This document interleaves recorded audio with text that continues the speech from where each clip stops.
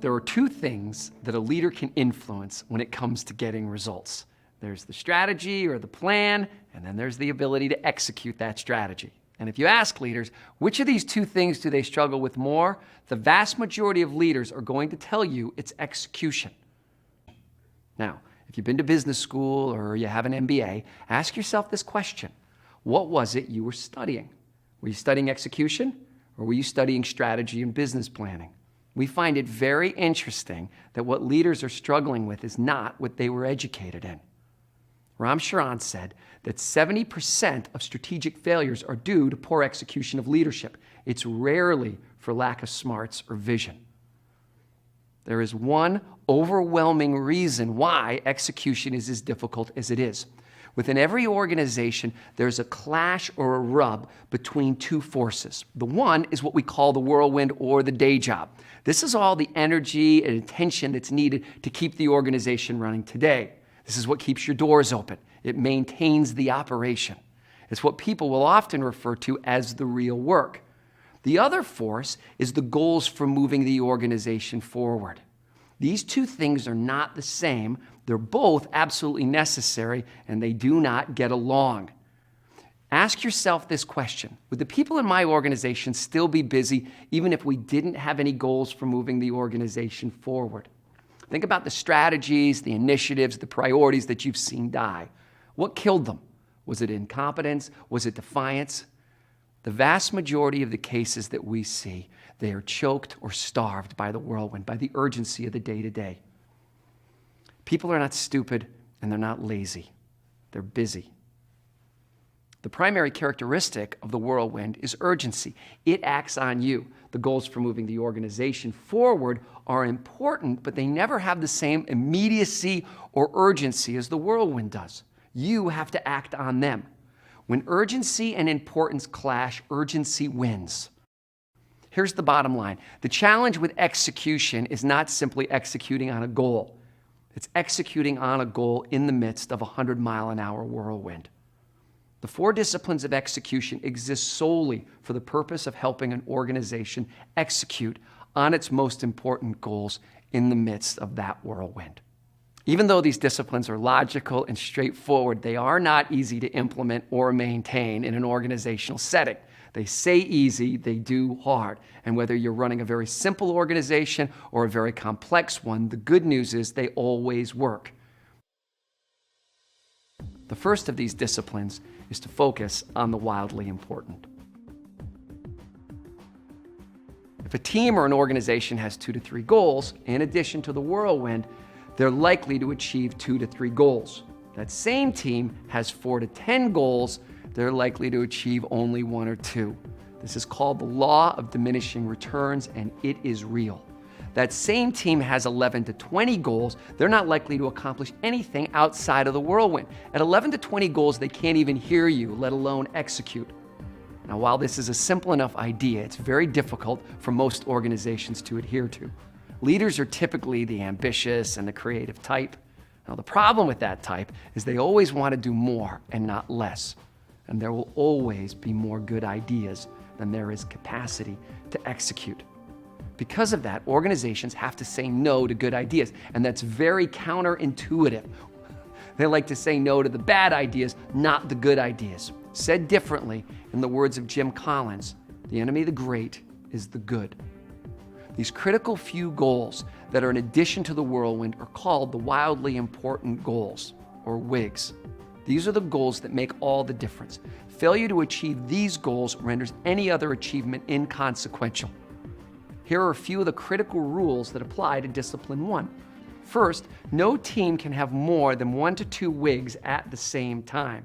Second, the sub-WIG can be different than the parent WIG, but must ensure the success of the parent WIG.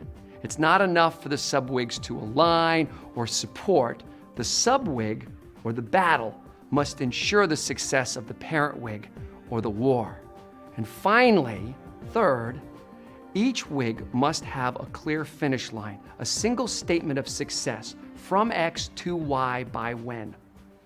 Too often, goals are defined in vague general terms with a variety of measures that only dilute clarity and accountability.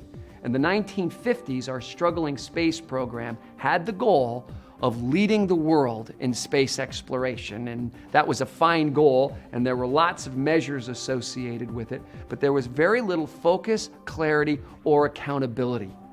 In '61, Kennedy said something very different. He said, "We will put a man on the moon by the end of the decade and return him safely home." When he stated that from X to Y by when, he drew a line in the sand. Accountability went up. And interestingly enough, so did morale and engagement. Within every organization that we work, whenever we move from a half a dozen or a dozen of these "we kinda ought to" goals to one or two "no matter what's," there is a tangible change in morale and engagement. There's a little switch in people's heads called game on. In Discipline 1, we want to throw that switch.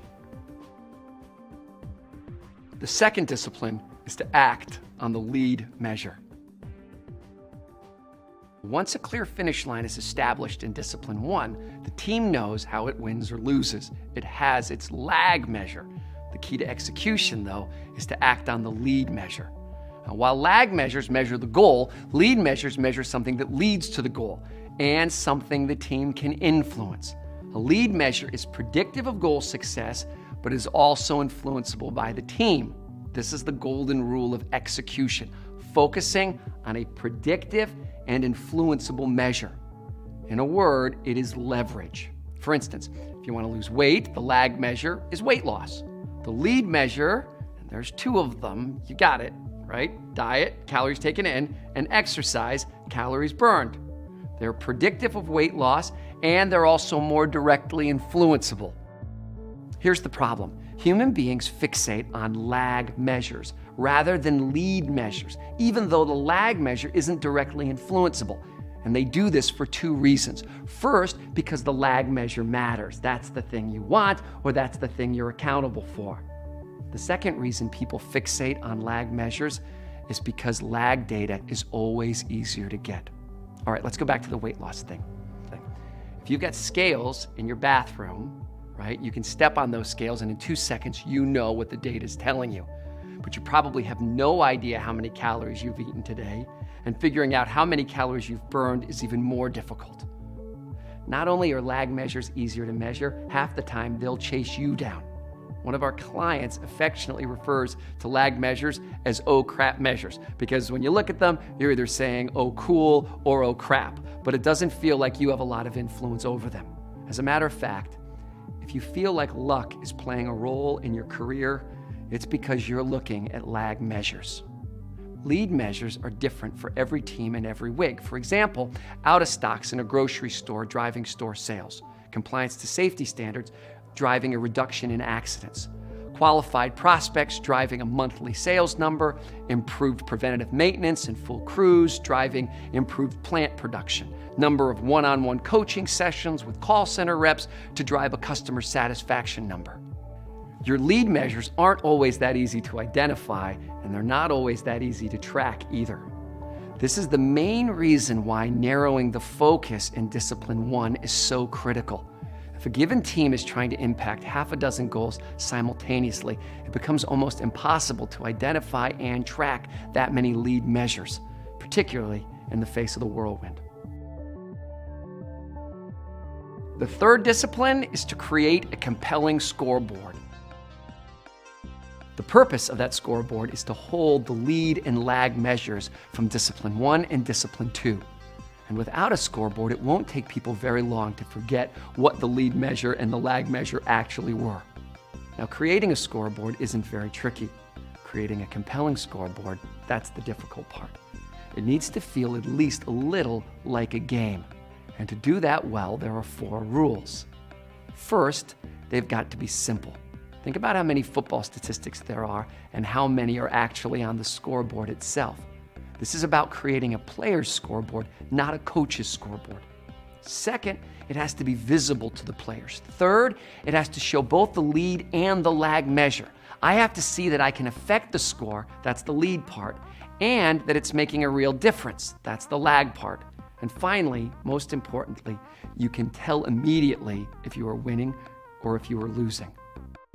One of our clients, a manufacturing company operating in North Carolina, made a very interesting observation. They realized after doing this that every employee in the plant could tell you on any day whether they were winning or whether they were losing on their top priorities. This is fascinating to us because most executives can't provide you with that information. By the way, that same plant is also producing twice the profits with less people than all of its sister plants.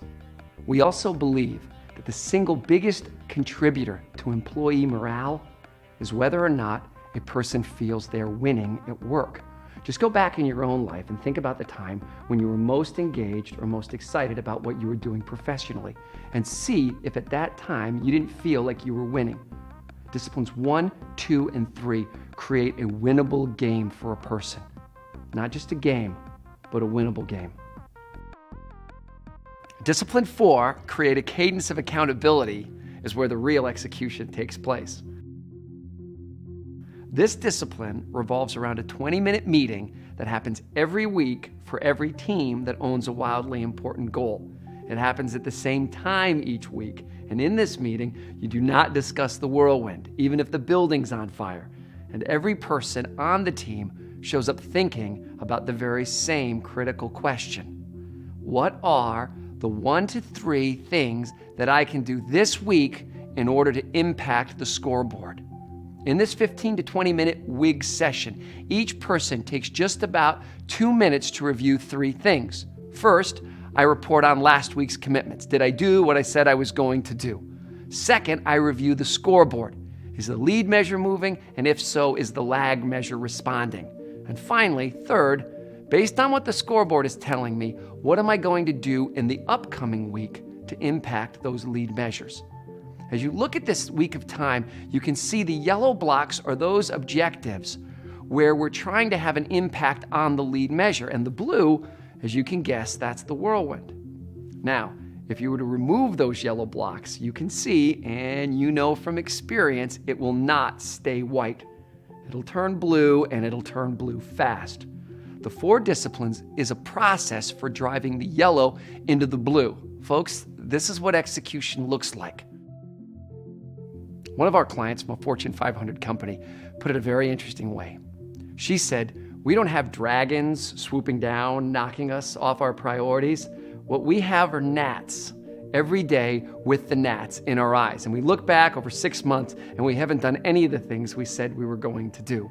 The 4th discipline is gnat repellent. Let's take an example and walk it all the way through. Let's say that Bob is the manager over a number of crews in a construction company where the wildly important goal is safety. And in his slice of the meeting, he's going to do those 3 things. First, he's going to report on the commitments he made last week. Commitments he either completed or didn't complete. Second, he's going to look at the scoreboard, and this is the critical part. On the scoreboard, he'll see the lag measure or the wildly important goal, which in this case is the incident report. And here, it's not moving at all. It's being stubborn. He also looks at the lead measure, which the organization has said is compliance to 8 safety standards.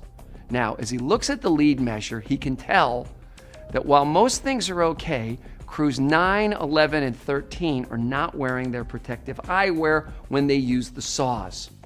The third thing he does in the meeting is he makes commitments for the upcoming week. And of course, based on the scoreboard, he commits to talk to the foreman of crews 9, 11, and 13, make sure they've got the eyewear, let them know it's not optional to use them. Now, here's the bet that Bob is making. He's betting that those activities will have an impact on the lead measure. It's a pretty good bet. The company as a whole is betting that the lead measure of compliance with the 8 safety standards will drive the lag measure of incident rate. And that turned out to be a very good bet. From this example, you can see how critical it is that the lead measure be both influenceable and predictive. A lot of organizations use the 4 disciplines of execution as a sort of sane alternative to the way they typically implement their strategic plans. And you can see from this example that no matter how detailed a strategic plan might be, and we've seen some very detailed ones, that no strategic plan is going to tell Bob that on week 27 he needs to talk to crews 9, 11, and 13. The planning that happens with the 4 disciplines happens every week. It's just-in-time planning, and it's planning that's responsive to what the lead measure is telling you. The 4 disciplines of execution, in short, do 3 things for every team. First, it provides simple, direct clarity around strategic priority. It separates the wildly important goal from the whirlwind and creates very clear line of sight around how we're going to influence that wildly important goal. The second thing that it does is it engages every member of the team around a winnable game. And finally, and most important, it allows an organization to achieve its wildly important goal in the midst of a whirlwind.